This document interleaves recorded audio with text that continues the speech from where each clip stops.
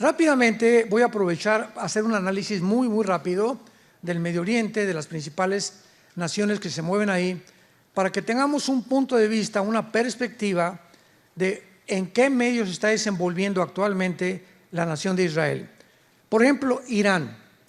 Irán en 1935 cambió su nombre de Persia a Irán, a la República de Irán, cuando derrotaron al Shah de Irán. Si vienes a la Biblia, encontramos nombres que no corresponden a las naciones actuales. Y lo único que podemos hacer es, para descubrir de qué nación está hablando la Biblia, es el lugar geográfico donde la Biblia los ubica. Entonces vamos a ver más adelante Ezequiel 38, donde se menciona a Persia viniendo con Magog, con Gog, a atacar a Israel. Y Persia es Irán desde 1935. 1979 se le vuelve a cambiar el nombre, República Islámica de Irán, por el Ayatollah Khomeini. Entonces, Irán es actualmente la nación protagonista más peligrosa del mundo entero. Es la que financia a Hamas, la que financia a Hezbollah, que significa el partido del pueblo. A propósito, Hamas significa, a los que les interesa, en hebreo violencia. Hamas significa en hebreo violencia. Hezbollah, el partido del pueblo, los Houthis de Yemen en Arabia, el Fatah y todo este sistema de la yihad islámica las financia Irán. Una de las razones que antier el presidente de Estados Unidos, Joe Biden, dijo que consideraba que la razón por la cual Hamas atacó a Israel es porque Irán se dio cuenta que Israel está haciendo tratos con Arabia Saudita para entrar al acuerdo de Abraham, y a Irán no le conviene que Arabia Saudita se junte con Israel. Entonces, para impedir y confrontar a Arabia Saudita con Israel, mandó precipitadamente a Hamas, que fue un ataque completamente desesperado, que se les volteó, ¿verdad?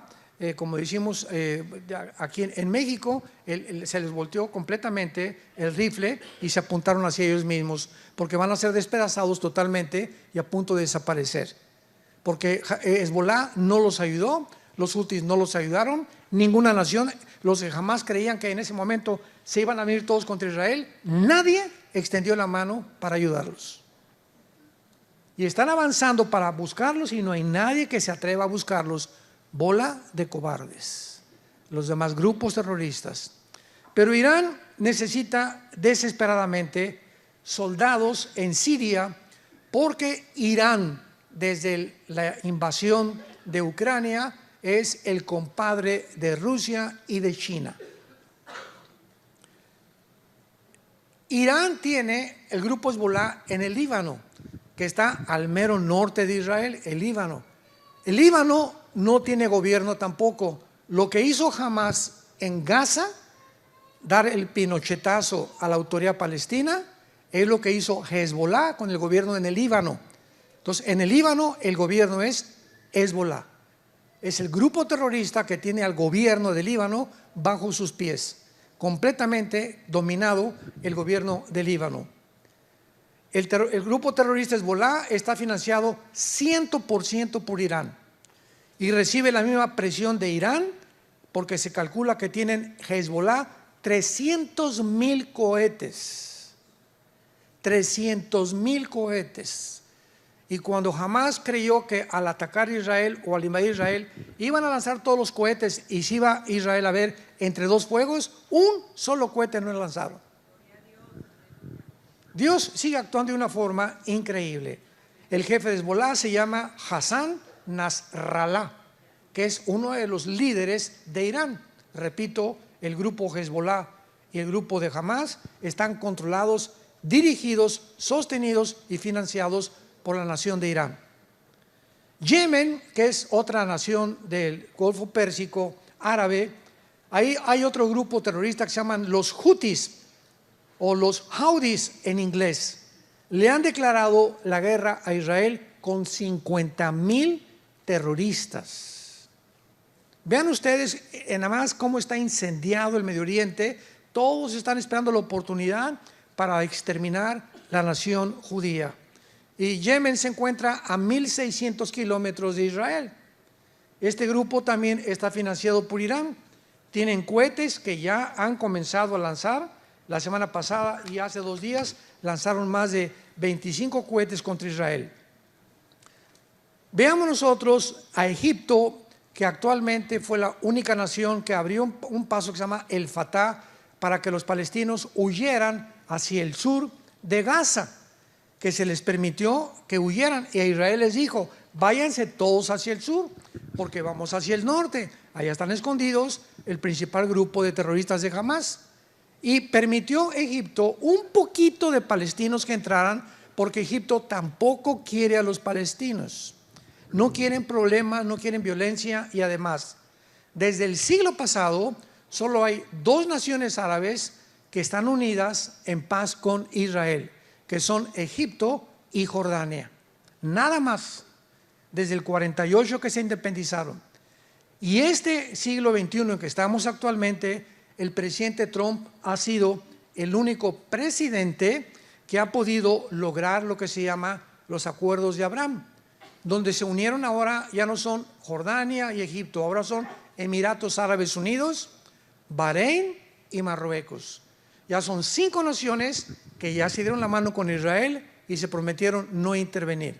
Ahora que intervino Hamas y que se juntaron más de 75 líderes en Rusia con Putin para tratar el problema de Hamas, los árabes se abstuvieron. Bahrein, Marruecos, Árabes Unidos y Arabia Saudita ha dicho siempre: vamos a entrar en negociación con Israel cuando Israel le permita a los palestinos un estado dentro de su territorio. Y por eso Arabia Saudita todavía no ha firmado ningún acuerdo, pero sabe que necesita la protección de Israel, y el espacio aéreo de Arabia Saudita lo usan los pilotos más grandes del mundo, los mejores pilotos del mundo, que son los judíos, con puro F-35, que es el avión de combate más rápido que existe y el más certero. Así que aunque Arabia Saudita no tiene firmado una paz con Israel, les permiten usar el espacio aéreo para que sus F-35 puedan volar. Así está la situación más o menos. Jordania en la Biblia aparece como la nación hipócrita, porque ¿saben ustedes de dónde venía Lot? ¿Se acuerdan de Lot? Génesis 19, que tuvo relaciones con sus 2 hijas y que nacieron Moab y Edom. Bueno, cuando veas Edom y Moab en el Antiguo Testamento, es Jordania. Entonces Jordania desciende de los de Lot, y de acuerdo a Daniel 11, 45 al 47, van a traicionar finalmente a Israel. Jordania. Vemos nosotros también a Europa, que se encuentra ensanguichada. Por un lado Rusia, por el otro lado Estados Unidos, y hacia el norte China y Rusia. Entonces Europa depende el 65% del gas de Rusia. El 65% del gas depende de Rusia, la Unión Europea. Por eso cuando Putin invade Ucrania, Alemania no quería entrarle, otras naciones, pues sí, pues la OTAN, que vamos a entrar, que por aquí y por allá, pero se decidieron finalmente que no iban a ayudar más que mandando alguna muy superficial ayuda a Ucrania, porque Putin les dijo: les voy a cerrar la llave, y si les cierra la llave se mueren de frío. Ahora, dentro de Europa, la única nación en Europa ahorita que ha sobrevivido es Alemania. España, Portugal, Italia y Grecia se encuentran en bancarrota económica total. El Banco Europeo y el Fondo Monetario Internacional ya no puede darles $1 de ayuda a ninguna de estas naciones. Y la segunda nación que ha sobrevivido es Francia, porque está junto a Alemania.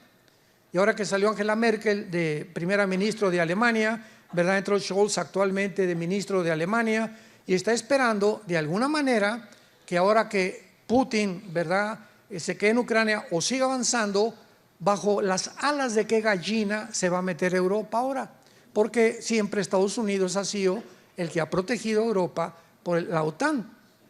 La OTAN es la organización de las naciones del Atlántico del Norte, que se formó en 1947, el ejército de Europa para protegerse de la invasión de los comunistas. Entonces, toda nación que pertenezca a la OTAN en Europa, si lastiman a España, entra toda Europa. Si lastiman a Francia, entra toda Europa. Si lastiman a Ucrania, no pueden entrar porque Ucrania no pertenece a la OTAN. Y cuando Putin vio que comenzaba la OTAN a avanzar hacia el norte y al oriente de Europa, y se dio cuenta que si llegaban a Ucrania, iban a convencer a Zelensky, el presidente de Ucrania, que entrara a la OTAN, Rusia desaparece. Porque el día que la OTAN esté ahí, o Estados Unidos en Ucrania, de Ucrania al Moscú, hay 12 minutos para que un cohete llegue. Entonces, poniendo armas nucleares en la frontera, que es casi la frontera con Rusia, Rusia no se puede arriesgar estratégicamente ni militarmente a que tenga un enemigo en su frontera. Es con lo que pasó en el 62 con Cuba y con Estados Unidos, ¿se acuerdan? Que Kennedy, el presidente John Kennedy, por los satélites que ya estaban comenzando a funcionar, descubrieron que Nikita Khrushchev puso satélites en Cuba apuntando a Estados Unidos aquí, así descaradamente, apuntando para acá. Entonces agarra el teléfono el presidente Kennedy y le dice a Nikita Khrushchev: ¿sabes una cosa? O lo sacas o viene la Tercera Guerra Mundial. Fue la primera amenaza en el siglo pasado de una guerra mundial, porque iba a haber una guerra mundial. Entonces, gracias a Dios que duró 2 semanas este conflicto, se convenció Khrushchev y retiraron los cohetes y se fueron a Rusia, pero estuvieron a punto de entrar a una guerra, porque Estados Unidos no va a permitir cohetes apuntando hacia su país. Tampoco Rusia va a permitir que en Ucrania le estén apuntando hacia su país, Estados Unidos, ni tampoco la OTAN. Ahora, en Ucrania hay más de 1.500 fábricas de antibióticos y de químicos para fabricar vacunas. Ya estamos entendiendo, ¿verdad? ¿Por qué te dejaste vacunar? Entonces, al presidente Biden no le conviene porque todas estas fábricas clandestinas que hay en Ucrania producen billones de dólares a Biden y a Bill Gates, que es dueño de Pfizer y de Moderna. Entonces, cuando comenzaron a planear lo de la vacunación, comenzaron a cometer errores gravísimos que la gente, como borreguitos, cayeron en la trampa. Yo digo cayeron porque mi esposo y yo no caímos, no sé cuántos de ustedes, pero yo desde el principio me di cuenta. Oye, ¿cómo es posible que yo entré a un restaurante y me digan, por favor, tápese, y al llegar a la mesa quítese ahí? O sea, al llegar a la mesa ya no hay virus. ¿Cómo es posible que en el avión me digan, mientras usted está comiendo cacahuates y refrescos, se puede quitar la máscara? Yo le llamaba el bozal o la bufanda, ¿verdad? Y otra vez me la volví a poner y ya se fueron los virus. ¿Cómo es posible que un avión, 350 personas, 250 personas, a la salida digan, guarden la sana distancia?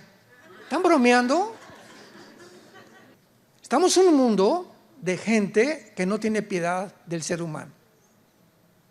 Impresionante lo que está sucediendo.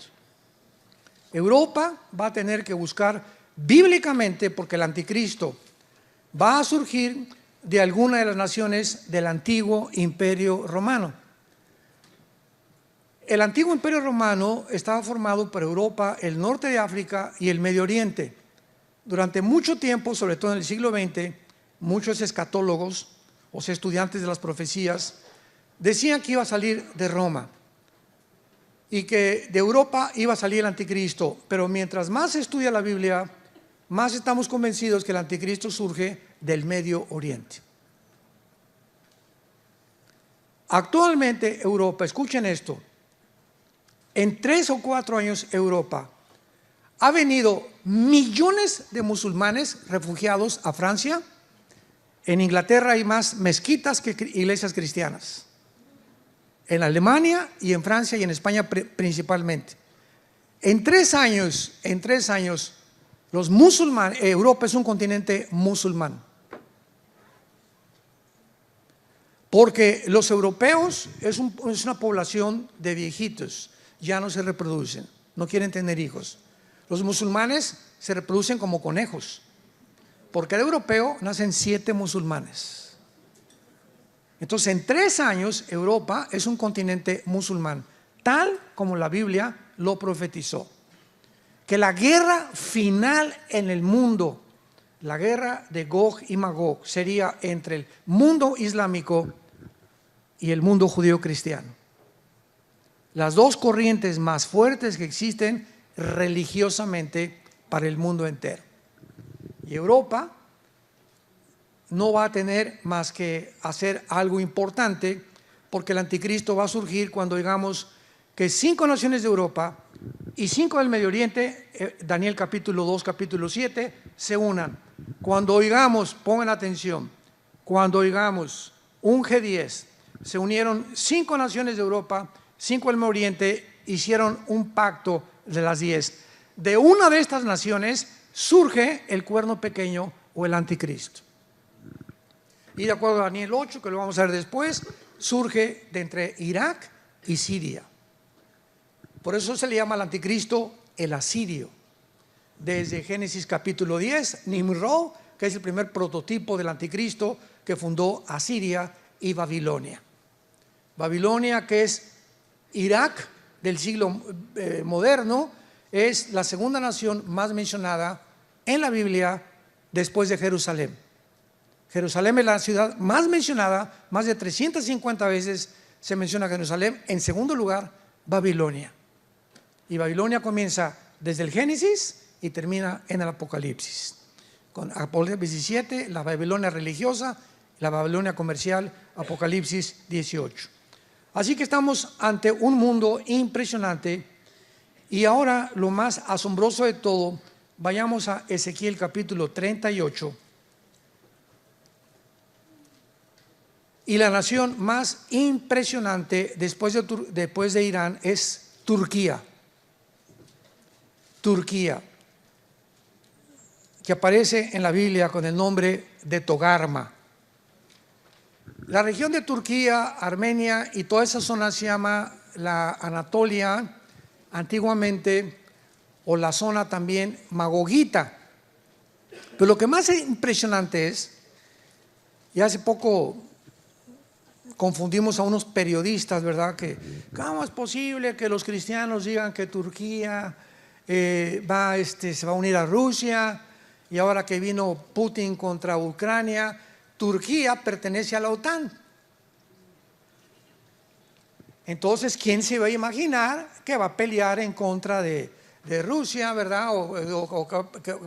Que se va a poner al contrario, que se va a poner al lado de Rusia para pelear contra Europa, si pertenece a la OTAN. ¿Cómo va a traicionar a la OTAN el presidente Erdogan, que es actualmente el presidente de Rusia?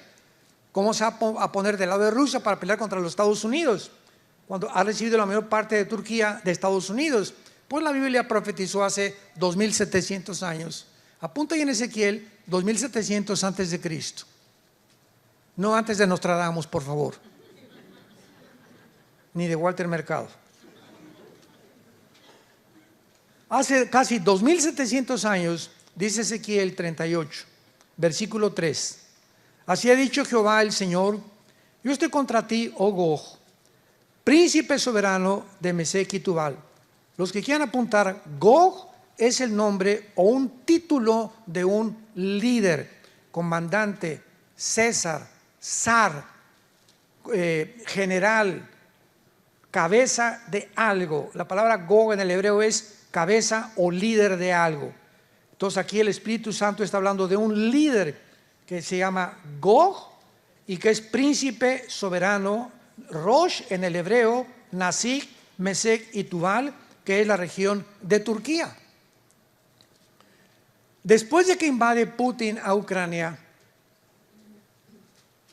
Erdogan, el presidente de Turquía, que permitió un autogolpe de Estado meses antes en Turquía para quedarse en el poder, y la mezquita más grande de Turquía, la Santísima, ¿verdad?, que era antes cristiana, la vuelve mezquita para poder comprender realmente el trasfondo, y da un discurso Erdogan diciendo lo siguiente: yo he sido escogido por Alá para ser el próximo califa del mundo musulmán, del mundo del Islam, y su deseo y su arrogancia es ser el líder de todo el Islam en el Medio Oriente. Pero Rusia y China se están peleando en el Medio Oriente y Estados Unidos también.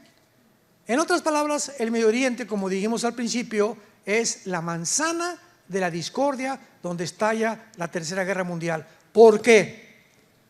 China, Rusia, Irán, Arabia Saudita, Estados Unidos, todos quieren tomar parte del Medio Oriente, y el que controla el Medio Oriente controla el mundo. ¿Por qué? Porque en el Medio Oriente se encuentra el 65% de las reservas petroleras del mundo. Debajo de Irak, Irán, Arabia Saudita, toda esa zona, 65% de las reservas petroleras del mundo.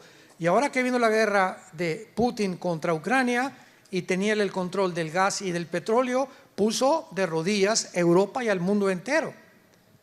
Y Biden, no, vamos a ponerle sanciones económicas a Putin, vamos a bloquearle todas las relaciones internacionales o transferencias internacionales con el SWIFT, que los bancos no acepten ya ningún rublo, la moneda rusa, etcétera, etcétera, y que hundamos a Putin, sin darse cuenta que tenía la llave del gas, sin darse cuenta que es compadre de Irán y de Rusia, que tienen petróleo, y de Arabia Saudita. Entonces, lo que hizo Biden fue hundir a Europa porque se vengó Putin. ¿Y cuál es la venganza secreta de Putin? Va a ser un mensaje que estoy preparando. El arma secreta de Putin era el siguiente, escuchen muy bien. Ahorita Putin, independientemente de lo maligno y todo lo que sea, es el estratega militar más inteligente del siglo XXI. No hay nadie ahorita en el mundo, ni la OTAN, ni Estados Unidos, nadie que se compare con la estrategia de aquel que fue jefe de la KGB, del Servicio Secreto de Rusia. Entonces Putin tenía ya este plan desde hace 4 o 5 años. Y cuando Estados Unidos le impone las sanciones económicas, el arma secreta de Putin es el siguiente.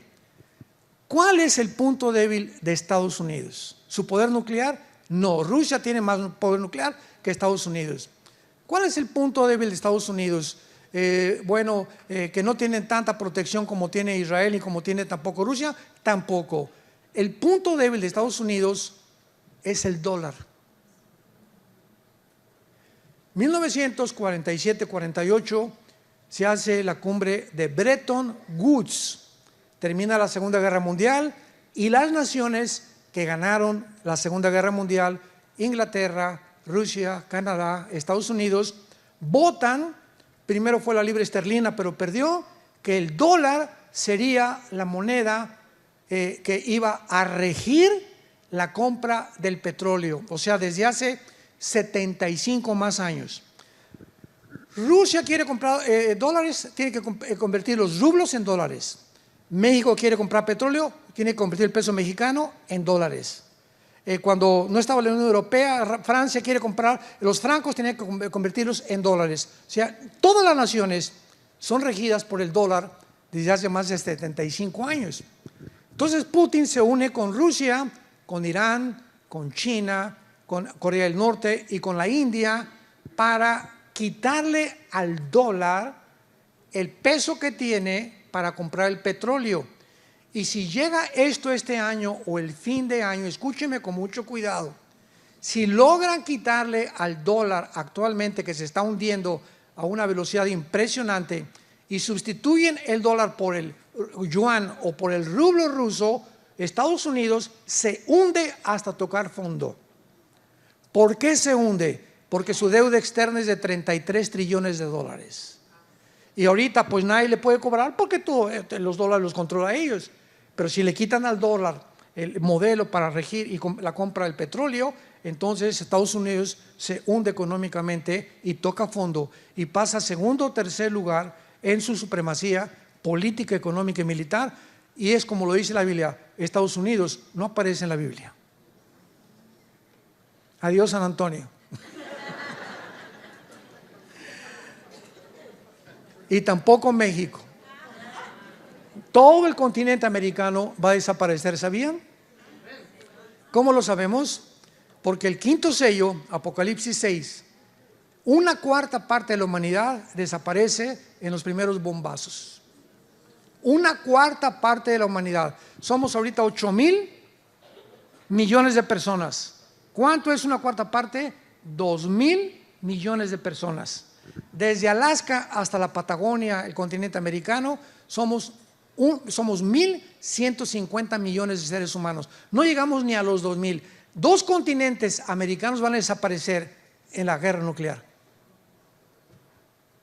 Cuando venga Cristo, una tercera parte de la humanidad es la que sobrevivió la guerra nuclear, en la que el mundo se encuentra a punto de autodestruirse unos contra otros. Todo esto es increíble a la luz de todo lo que estamos viendo, porque ahorita es Rusia la que tiene el control del gas, del petróleo y del grano. Entonces, cuando Erdogan vio que Rusia ponía las sanciones y que ya no tenía petróleo Erdogan en Turquía, ni el grano, dice: si a mi pueblo se da cuenta que no hay grano ni hay petróleo, me van a dar un golpe de Estado. Entonces dijo Erdogan: me uno con Rusia, y comenzó a retratarse con Putin y con el ayatollah de Irán y con Xi Jinping de China. Y ahora vemos las fotos por todos lados de Xi Jinping, Putin, el ayatollah y Erdogan de Turquía. Y a notar de Erdogan de decirle a la OTAN: ahí nos vemos. El momento en que Erdogan le diga a Europa adiós, Turquía tiene el ejército más poderoso de la OTAN. Ya se salió Inglaterra, ¿se acuerdan del Brexit? Ya se salió Inglaterra, ahora se sale Turquía, Europa se queda como un pollito desamparado. ¿Qué cosa va a hacer? Bíblicamente va a pedir ayuda a los árabes para formar un G10 y poder subsistir y sobrevivir y reconstruir Europa después de lo que se viene. Qué increíble es todo esto que estamos viendo. Y vayamos aquí mismo en Ezequiel 38 a las otras naciones que la Biblia profetizó, que son las naciones que actualmente forman ya esta alianza de Rusia, China, Irán, Corea, etcétera, etcétera. Nunca se había formado en la historia, jamás, ni en la Primera ni en la Segunda Guerra Mundial. Y la Biblia profetiza la alianza en la que Rusia tendrá para atacar a Israel. Tal vez este año, el próximo año, no lo sabemos, pero es una de las próximas guerras que debemos esperar en el mundo. Dice el versículo 5, Persia, vayan apuntando, es Irán. Cus y Fut. ¿Cómo sabemos qué naciones son Cus y Fut? Bueno, en Génesis capítulo 10 de la Biblia se encuentran las 70 naciones descendientes de los 3 hijos de Noé: Sem, Cam y Jafet. Tú y yo, todos nosotros, todo el mundo descendemos de los 3 hijos de Noé. Los jafetitas formaron todo el mundo anglosajón europeo. Todos los de tez blanca, güeros, ojos claros, son anglosajones. Los semitas son los árabes y los judíos y el Asia Menor. Y los camitas o de Cam es el continente africano. Entonces, si tú vas a Génesis capítulo 10, versículo 2 y 3, vas a ver que los que descienden de Cam son precisamente Cus y Fut, que son las naciones de Libia, Marruecos, Sudán o Etiopía, que son las naciones del norte de África y todas musulmanas. Increíble. Entonces ponle ahí Irán, Sudán, Etiopía, Gomer, que es Alemania, Togarma, que es Turquía. Apúntalo ahí en tu Biblia. Y junto a Turquía está Armenia, ¿verdad? Que es lo más seguro, porque la palabra Yereka Chafabó en el hebreo que significa de los confines del norte. Y siempre que se nos da una ubicación geográfica, el norte es al norte de Israel, no al norte de San Antonio ni de México. Siempre todas las naciones y todas las ubicaciones en la Biblia, su punto central, el termómetro de Dios, el punto central de Dios es la nación de Israel. Veamos por qué en Amós capítulo 9. Amós capítulo 9. Los que trajeron su Biblia, el versículo 14 y 15, pongan ahí junto al versículo 14 y 15, 14 de mayo de 1948. Veamos que el 14 de mayo de 1948 se cumplió esta profecía al pie de la letra. Al pie de la letra, señores politólogos, ateos, agnósticos que nos acompañan. Amós 9, 14 y 15. Y fue escrita hace 2500 años. Traeré del cautiverio a mi pueblo Israel. Edificarán ellos las ciudades asoladas, las habitarán, plantarán viñas, beberán vino de ellas, pues los plantaré sobre su tierra y nunca más serán arrancados de su tierra que yo les di. Ha dicho Jehová Dios tuyo. En el año 70 después de Cristo, llega Tito el general romano y arrasa con Jerusalén. No quedó piedra sobre piedra. Los papiros, los escritos de los judíos, etcétera, etcétera, desaparecieron. Por eso tuvieron los judíos que inventar el Mishnah, que son interpretaciones de la Torah, no es la Torah. Entonces, casi 2000 años los judíos fueron a España, Italia, Inglaterra, Rusia, todas las naciones del mundo fueron repartidas. En casi 2000 años es la única civilización, el único grupo étnico, la única cultura que ha existido desde que hay tribus, que en más de casi 2000 años, no perdieron su cultura, sus tradiciones, su religión, ni su idioma. Un ejemplo, ahora que mi esposo y yo vivimos aquí en Dallas, aunque tenemos las oficinas en México, todos los mexicanos vienen aquí a Estados Unidos, ustedes lo saben porque vienen aquí, nicaragüenses, salvadoreños, etcétera, etcétera. A los 4 o 5 años ya no hablan español. Es un fenómeno porque todos buscamos, ¿verdad?, no sentirnos aislados. Entonces nuestros hijos crecen aquí, van a la escuela inglés, y no quieren, ¿verdad?, quieren pertenecer a la cultura. No quieren sentirse marginados de los demás. Y es una desgracia, porque ahora a los bilingües se les paga el doble aquí en Estados Unidos. Y tú vas a Europa y un europeo habla mínimo 3 idiomas. Entonces yo siempre que me encuentro, yo tengo 3 nietos que viven ahí en Dallas, 2 nietos, y les digo que no se les olvide, le digo a mi nuera, oye, enséñales español, hablen español en tu casa, en la escuela hablan inglés, en el trabajo hablan inglés, hablas en español para que sean bilingües, van a ganar hasta más dinero. Hace un año nuestra hija Salem, que se acaba de casar, le hablaron del FBI, se graduó ahí en Dallas y estaba estudiando ahorita una maestría en Harvard y le hablaron del FBI, fue en Dallas, ¿verdad? ¿Dónde le hablaron? En FBI de Dallas. Y le hicieron como 4 o 5 entrevistas por el perfecto español y inglés que habla. La querían de intérprete, no la querían mandar a ningún field, ¿verdad?, ningún campo. Y ella comenzó a mostrarles, si tú vas a Guatemala, la palabra chango es grosería. Allá no se dice chango, se dice simio o mono. Si vas a Colombia, para todo dicen, sí señor, no señora. A los popotes les dicen pajilla. O sea, es impresionante cómo cambia el idioma español en Costa Rica. A los ticos, en Costa Rica a las niñas les dicen huilas. Huilas en México es prostituta. Y no digo otras palabras, ¿verdad?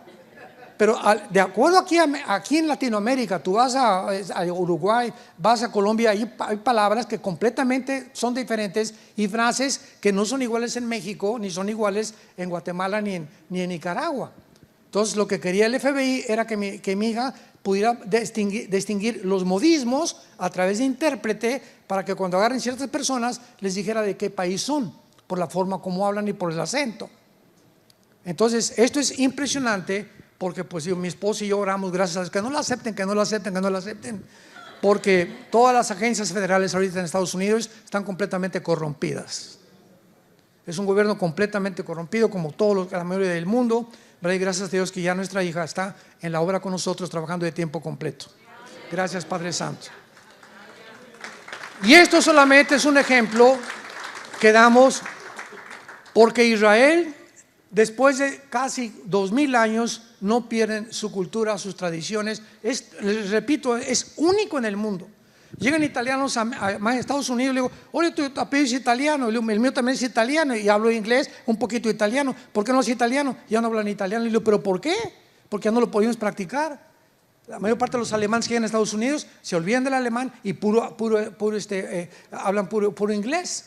Es una tristeza que olvidemos nuestro lenguaje ancestral, ¿verdad? Pues los judíos es el único grupo en el mundo que no olvidó esto. Y cuando dice la Biblia: traeré el cautiverio a mi pueblo Israel, se cumplió el 14 de mayo de 1948. Después de casi 2000 años, después de la Segunda Guerra Mundial, cuando ve la Liga de Naciones, que ahora es la ONU, que Hitler mata más de 6 millones de judíos y que mataron a homosexuales, mataron a gitanos, etcétera, etcétera, se hace la declaración Balfour, 1917, cuando los ingleses tenían el control de todo el Medio Oriente. Entonces llegan los ingleses en 1943 o 44 y le dan el control completamente y dividen el Medio Oriente entre Francia e Inglaterra, dividen la Cisjordania y le dan a los árabes y a los judíos mucho el territorio que actualmente tienen y muchos conservan. Pero fueron casi 2000 años. Pero no ahí se acaba la cosa. Aquí se cumple la primera profecía: los judíos tenían que regresar. Número 2, edificarán las ciudades y habitarán en ellas, plantarán viñas, beberán el vino de ellas. Cuando llegaron el 14 de mayo, nombran a David Ben Gurión primer ministro de Israel. Un solo olivo, un árbol no había en Israel. Era un desierto totalmente. Y lo habitaban unos poquitos árabes, unos poquitos judíos. En 1950, en 2 años, los judíos plantan 6 millones de olivos en la obra de la infraestructura y de la ingeniería hidráulica y agrícola más portentosa del siglo XX. ¿Por qué? Porque decía la Biblia que iban a edificar e iban a plantar árboles. Tercera profecía: porque los plantaré sobre su tierra y nunca más serán arrancados. 14 de mayo 1948. 15 de mayo 1948, 24 horas después, que llegan y se establecen como el Estado soberano independiente, llegan 5 naciones árabes a tratar de sacarlos y de exterminarlos. Perdieron. 1956, la guerra del Canal de Suez con Egipto, ganan otra vez la guerra los judíos. 1967, la guerra de los 6 días. De acuerdo al general Schwarzkopf, lean la Biblia, el libro de la biografía del general Schwarzkopf. ¿Quién es el general Schwarzkopf? Es un general alemán nacionalizado norteamericano, que cuando llegaron los americanos a sacar a Hussein en la guerra del Golfo Pérsico, él fue el que dirigió a 29 naciones. Era un general de aquí de Estados Unidos, Schwarzkopf, y escribió un libro que se llama Mis aventuras en West Point, que es la academia en Estados Unidos donde entrenan a los mejores militares de carrera. Y el general Schwarzkopf dice lo siguiente: he visto las guerras, he estudiado de Napoleón Bonaparte, de Aníbal, las falanges de Alejandro el Magno, etcétera, etcétera. Nunca en la historia hay una guerra similar que se compare con la guerra de los 6 días de 1967, donde 5 naciones árabes, guiadas por el presidente en aquel tiempo de Egipto, Nasser, junta a las 5 naciones y les dice: exterminemos y echemos a los judíos al mar Mediterráneo. Escuchen esto. En la ley de las probabilidades, aquí somos como 800,000 personas. Muy bien. Dentro de la ley de las probabilidades, si tú eres matemático, ¿qué probabilidades tendríamos de salir vivos? Pues vamos a cerrarlo en 1000 personas. Que tuviéramos 50 rifles nada más. Y nos rodeara un ejército de 30,000 soldados. Con R-15. y con granadas. Dentro de las leyes de las probabilidades tendríamos 10 a la 12ª potencia. Imposible salir vivos. Eran las mismas probabilidades, abren los oídos, que tuvieron los judíos de salir vivos en junio de 1967. Y los judíos, ¿saben ustedes lo que hicieron? Por eso son los mejores pilotos del mundo ya desde aquel entonces. Sabiendo que los árabes se levantan a las 7 de la mañana a desayunar, se levantaron a las 5 porque un sargento israelí intervino a un sargento iraquí donde dieron a conocer que venía una invasión. Entonces se subieron a los aviones el 2 de junio y a las 5:30 de la mañana se fueron hacia Egipto y acabaron con toda la aviación de Egipto, la borraron. Se brincaron a Jordania y acabaron con toda la aviación de Jordania, con toda la aviación de Irak, con toda la aviación de Siria, con toda la aviación de Líbano. En 6 días los judíos habían destruido completamente el ataque de 5 naciones árabes. ¿Saben por qué ganaron en 6 días? Porque el 7º tenían que descansar. Increíble, ¿verdad? Bueno, 1973, la guerra de Yom Kippur, que fue hace 50 años, vuelven a ganarla. No han perdido una sola guerra, rodeados de 22 millones de árabes. Nunca nadie los va a volver a arrancar. Los árabes se dieron por vencidos y formaron los grupos terroristas. Ya no vamos con un ejército a atacarlos, vamos a hacer la guerrilla urbana que diseñaron los comunistas en tiempos de Lenin en 1923, y ahora vamos a formar grupos terroristas que comenzó Yasser Arafat, el Movimiento para la Liberación Palestina, y tanto los Hezbollah, los Hamas actualmente, los Houthis han estado continuamente tratando de exterminar a los judíos. Y por más que han intentado, y por más que lo siguen haciendo, y por más del apoyo de Irán, siguen en su tierra. Ahora vean el milagro del 7 de octubre pasado. El 6 de octubre, el día anterior de la matanza, Israel estaba a punto de dividirse. Se juntaron miles de personas votando para derrotar a Netanyahu, que la reforma judicial, y era un país dividido el 6 de octubre. Viene la matanza del 7 de octubre y el 8 de octubre, 2 días después, Israel era un país unido completamente. Se perdonaron unos a otros. Miles de jóvenes del mundo entero judíos huyeron hacia Israel para poder ayudar e ingresar en el ejército para defender a su tierra. El milagro que hizo Dios en menos de 48 horas. El 6 de octubre estaban a punto de una revolución civil. Viene esta cosa y Dios lo usa para unir a Israel. Y juntos ahora vienen todos los jóvenes de todo el mundo para unirse a este ejército que es maravilloso, ¿verdad? Para poder realmente hacer que Israel pueda continuar cumpliendo las profecías de Dios. Nunca serán arrancados de la tierra que yo les di. Y finalmente, leamos Jeremías capítulo 31, otra profecía impresionante que le calla la boca a todos los que han dicho que ya Dios no tiene nada que hacer con Israel. Yo inclusive tengo un amigo que quiero mucho, pero que diferimos en cuanto a historia, y él me dice, no, es que ya Israel no ha cumplido ninguna profecía de Dios. Yo no sabía si reír o llorar cuando me dijo eso. Y es un amigo muy preparado que yo tengo, habla 5 idiomas, pero me entristeció lo que me dijo. Jeremías 31, versículo 35, termino con esto. Así ha dicho Jehová, que da el sol para la luz del día, las leyes de la luna y las estrellas para la luz de la noche, que parte el mar y braman sus ondas.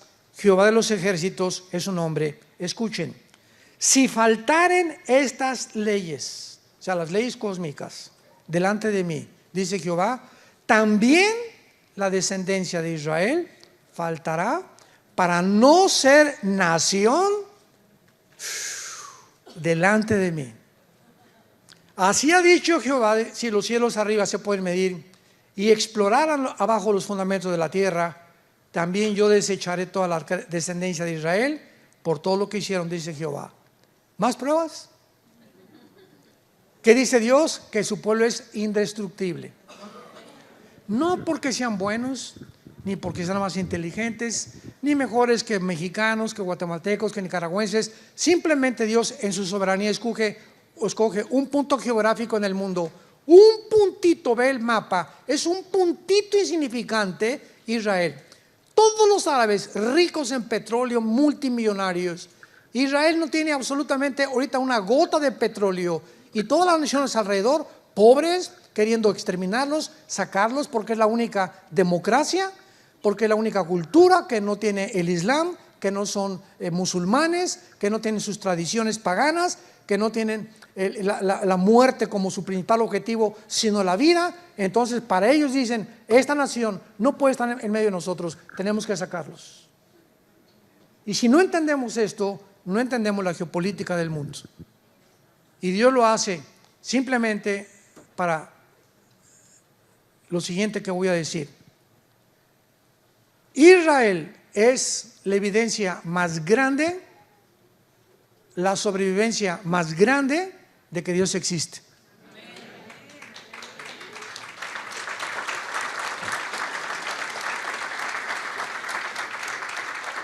La sobrevivencia de este pueblo es ya, nadie puede alegar, la sobrevivencia de este pueblo es milagrosa.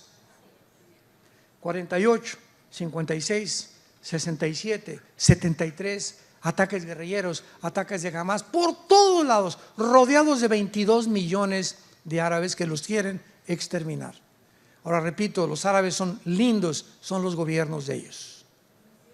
El pueblo palestino, el pueblo de Irak, el pueblo de Siria, ¿verdad? Los sirios, los árabes, ¿verdad? Tenemos que orar por ellos. Hay muchísimos, miles de cristianos que son árabes también. Entonces, cuando hablamos de eso, no estamos hablando en general. Estamos hablando, repito, de los gobiernos corruptos que pertenecemos ahorita todos los ciudadanos en el mundo entero. Por eso 1 Timoteo 2 nos ordena orar por nuestros gobernantes. Oremos por ellos. Padre Santo que estás en el cielo, te damos gracias, Señor, por guiarnos y mostrarnos la atmósfera espiritual que nos rodea. Y sabiendo que este mundo está ya energetizado, influenciado por fuerzas, poderes espirituales de maldad. Tu palabra dice que las cosas no van a mejorar, van a empeorar para aquellos que viven lejos de ti. Mas a vosotros, dice el Señor, resplandecerá la luz. No teman, mi pequeña manada, en el mundo tendrán tribulación, pero yo he vencido al mundo. Mi paz les dejo, mi paz les doy. Voy a preparar un lugar para ustedes, para que donde yo estoy, ustedes también estén. Peleen la buena batalla, echen mano de la vida eterna, esfuércense, mis valientes guerreros y guerreras, que la victoria es nuestra. Es el tiempo de alumbrar, es el tiempo de dar testimonio, es el tiempo del arrepentimiento, es el tiempo de orar por nuestros gobernantes. Te pedimos, Padre, por el presidente Joe Biden, por Jill, su esposa, por su hijo Hunter, por sus nietos, por el presidente de México, señor López Obrador, por su familia, sus 3 hijos, por el presidente de Argentina, el de El Salvador, los de España, los comunistas en Europa. Te pedimos, Padre, que les des sabiduría para gobernar, que cambie sus corazones, que le des sabiduría actualmente a Israel para saber qué decisiones tomar, tan difíciles que están tomando actualmente en el mundo. Te pedimos, Padre, que mientras llegue el momento de estar contigo, tengamos paz en nuestra vida y la esperanza a la que nos has llamado. En el nombre de Jesús. Amén.